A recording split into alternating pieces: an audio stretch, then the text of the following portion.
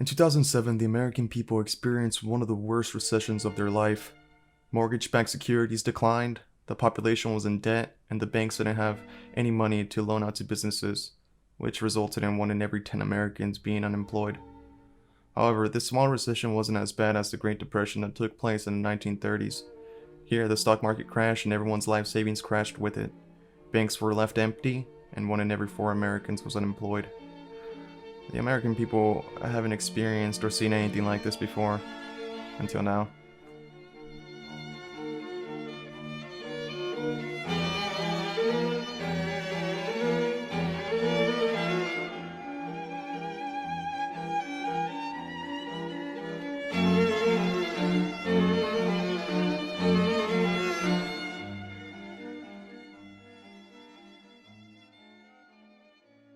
Today, several companies are closing shop and laying employees off due to the global pandemic that has taken the world by storm. George Hernandez graduated from Texas State in the fall of 2019 with a Bachelor's of Arts in Mass Communication with a minor in music.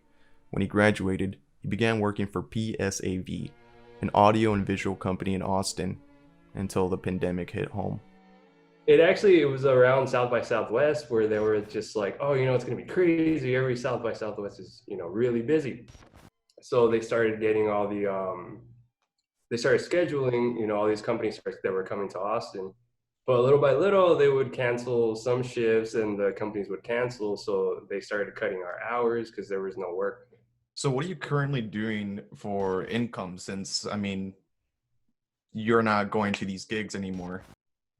Well, for a while, I'll do shifts with Amazon Flex, the delivery, because delivery is, big thing. It's even bigger now because, people aren't leaving their houses. So Amazon's like, pretty busy. I will occasionally help my uncle with construction stuff on the weekends. And that's pretty much it. Yeah, like I had another gig with a catering company, but it's the same deal. Nobody's having big events, so Yeah. it's not a viable source. That and then just what unemployment gives me. And is that enough to pay for your, rent and normal utility bills? It's currently enough because they're giving like an extra 600 on top of what you get, but that's gonna end soon, so I will have to figure something else out. Do you have any current plans in place to replace those $600 that you're currently Yeah, living off so of? I figured I would take this time since I have a lot of free time to start learning. I started going on those like online course websites like Udemy and Coursera. So I decided I should probably start learning some sort of coding because I realized that those are the jobs that are still hiring and you can work those from home. So like any jobs that you can work from home are pretty great for just the current situation because Mhm. I don't know how long this is going to last. And I don't want just want to keep sitting around waiting for it to go back to normal when it may not. So if I can learn some of these coding skills or something, I think I might be able to get a job with that, and then just for the meantime. Back in the 1930s, they didn't have the luxury of the internet or the ability to work from home.